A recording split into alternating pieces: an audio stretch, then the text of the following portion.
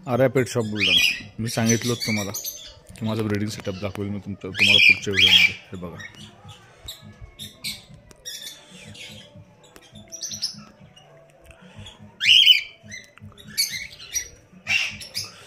मी कोणाकडूनही पक्षी घेत नाही विकत.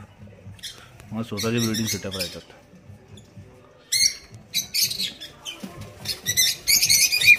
बघू शकता तुम्ही, मी कोणत्याच दुकानदाराकडून पक्षी विकत घेत नाही.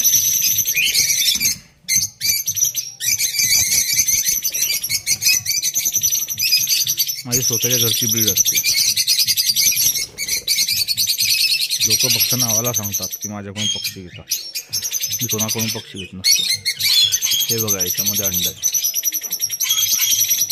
दिसणार नाही.